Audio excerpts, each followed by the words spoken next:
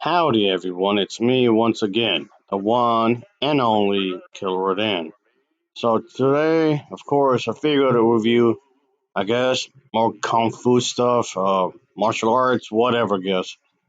And of course, this is loosely, very loosely based upon the comic book line of these characters, of course. Okay, saying very loosely, that's just being generous here, I guess. Anyway, so I'll be talking about the film. Yeah, Teenage Mutant Ninja Turtles Part 2 The Secret of the Ooze. Okay, whatever that means. Because the movie. But Mr. Monkey, what are you doing? What? Stop slacking around. Just go and get. Christ. Where are you anyway? Just whatever.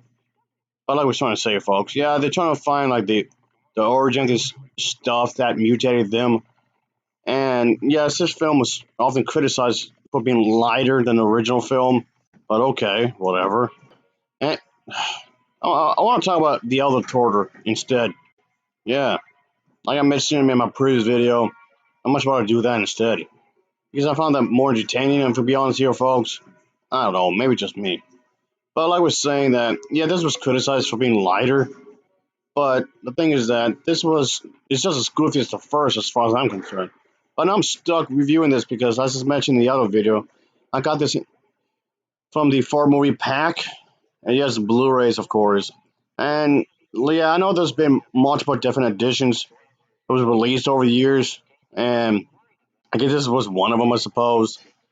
And yeah, there's subtitles for English, Spanish, and French, if I remember correctly. I got drunk. Ugh. But the picture quality is decent, I suppose, I guess, and that's fine. But at least I got these movies to watch.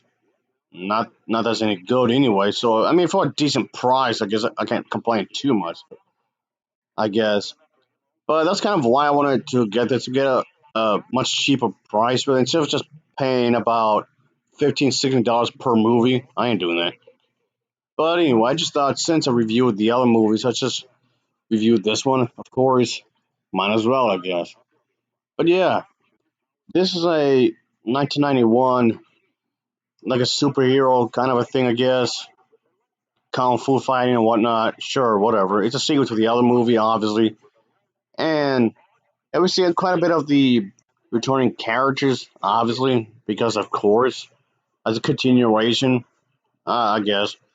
But yeah, this one does appear less violent compared to the first one because people were complaining about the first movie being too gruesome. Whatever that means, the the violence, if you want to call it that, from the first movie was actually pretty tame, if you ask me. But whatever. Anyway, of course, as always, let's get into the story, shall we? So whatever. So yes, of course, the Ninja Turtles are back. They have to fight off the Foot Clan in this one, because the Foot Clan is again up to nothing good. Obviously, I don't know how they're still around, but they're still around, I suppose, somehow. But anyway, and then of course we're gonna say the character April. April, she has to do her thing, obviously, and she still allows the turtles to basically live out of place. Pretty much a good chunk of the movie, she keeps telling them over and over again that they have to get their own place somehow. I don't know how she expects them to do that, but considering the fact they have no jobs, but okay, whatever. But like the title would suggest, to find the secret of the ooze. I still don't know what that means exactly. Even after the fact I watched this movie, what does that even mean? What? And I mean, yeah, there's this guy who worked in his laboratory. Basically, what happened here is that it was some kind of mistake, and whatever that means. Who was this organization that he was working with? What was his laboratory? How was it funded? Why were they experimenting with this kind of ooze slimy stuff? I still have a lot of questions. Again, it was never. It didn't go much into detail, not really. And how? Why? What was the whole point of this factory or whatever it was? I don't know. And yes, of course, the whole yeah, Ice Ice Baby over here. But yeah, Vanilla Ice gets mentioned, and recently he actually did like a whole Ice Ice Baby thing with the Ninja Turtles and some. This was supposed to be like a New Year's thing, so I guess this was his way to welcome the new year with his fans, I suppose. So that's something. And yeah, this was an actual thing, by the way. This is how he opened uh, 2024 for the fans, I suppose. I mean, good for him, I guess. Trying to keep up spirits, keep the spirits up on welcome to the new year. I'm not gonna get mad at him at that, even though that's extremely cringy. It's so corny, but whatever. I mean, his music. I never liked his music, by the way. I never liked any of his songs, like at all. I mean, I could dive into history because I've listened to his music before, and wow, it's terrible. And it's super cringe. This movie, and this amounts to nothing in the movie. It was just that for that one bit, and that was it. Oh boy. And Mr. Monkey, what are you doing? Oh, whose house are you in anyway? Okay. Stop bothering people. Oh boy, you're just venturing out, aren't you? But you won't put the effort to get a job though. Oh, okay. Anyway, I still have some of the same exact problems as I did in the previous movie, where the bad guys are of course incompetent. Obviously, the Foot Clan don't pose a real threat to this. What's to the main characters like at all? I, I mean, the thing they don't pose a threat to the cops. They don't pose a threat to nobody. Or yeah, I mean, the thing is that there should be more than one criminal group of people, right? Like thugs or gangsters or whatever, right? There should be more than one type of criminal, like thieves. But point being, the Foot Clan don't pose a threat to not even to other criminals, to literally nobody. So I found this entire film to have no suspense, like what? So they have zero suspense in this movie, like at all. And then yes, my complaint is that therefore it makes this movie boring. I was actually kind of bored. I mean, yes, obviously, like the whole housing thing I was referring to a moment ago with April and all that. They eventually found a different spot to live in for a little while, which I still have a bunch of questions for this section of the movie as well. I'm to think about it because of the fact that what the hell, Mr. Monkey, what are you doing sitting on the table? That's not how you sit on the. Not you're not supposed to literally sit on the table. You're so disrespectful. Oh boy. Ugh, you disrespectful bastard. Anyway, like I was saying a moment ago, yeah, they're in this like this tunnel kind of place with the train. How is it that they have the lights on? Who's paying for the lights? How is it on? Oh boy, I just don't get it. This entire thing seems nonsensical. And then when they found out that they were just created by totally by mistake, it was if anything, it was complete and utterly random, and that was it. So it kind of leads to the whole idea that one of the Totals feels extremely disappointed. There has to be more to it. It has to be more than just that. You know, one of them would argue. So, and then the the RANT character who trained him kung fu, just informs the Turtles and the one specifically that okay, your origin might have been super simplistic. Okay, even though this entire thing's incredibly vague, but that aside, I kind of see what he's trying to get at. The what you give your life your definition. It's up to you to give your life meaning. It's up to you to make your own purpose. Because life itself is not a one size fit all. It's up to the individual.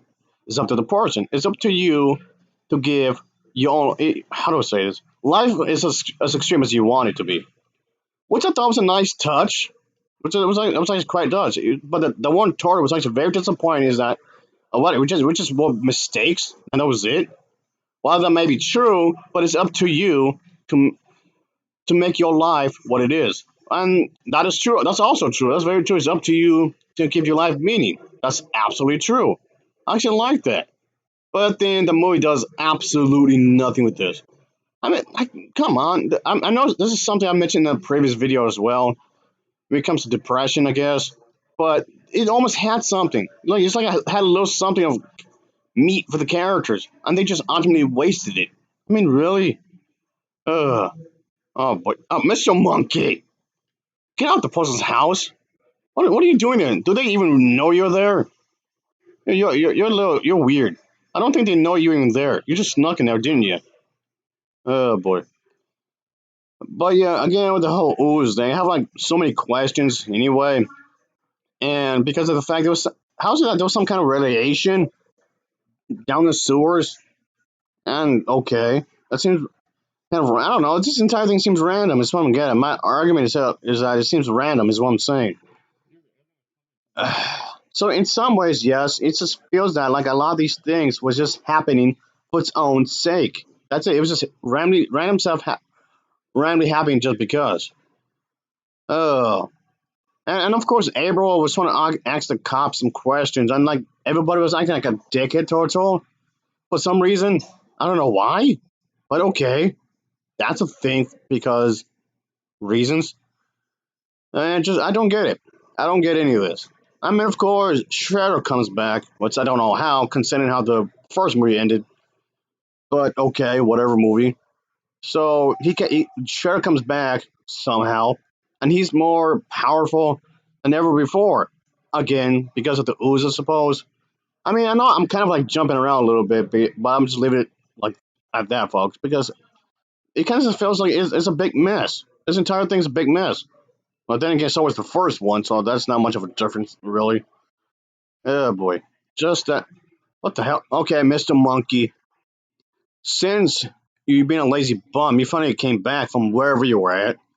So okay, I got something for you. Yes, I got something for you, man. Hey, listen to me. Hey, here, just for you. You damn prick. But anyway, yes, like I was saying way earlier in the videos, that there's a lot less swearing. So there's a lot there's nothing really too violent really. So this entire thing was more campier than the first movie. I mean, granted, like the first one wasn't sure. So yes, how's it that this manages to be worse than the first movie? I don't know. I have no idea how this manages to be even worse. How do you do that? I don't get it, like at all. I'm just so lost. I'm so confused. But I do like the suits though they use for the turtles and whatnot. I do like the suits though. So the production value is actually not too shabby, really. I mean, it looks outdated maybe in today's standards, sure, but for its time, it's not too bad considering the fact that it was made what back in the '90s or whatever. Considering that, it wasn't too shabby, I suppose.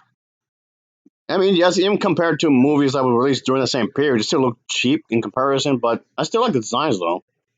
I'll give this film an overall rating of a 4.7 out of 10. It gets a 4.7 out of 10 for me.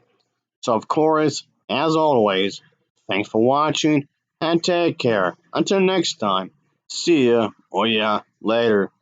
Ah, fucking hell. I'm getting some Wendy's. Whatever. Gah!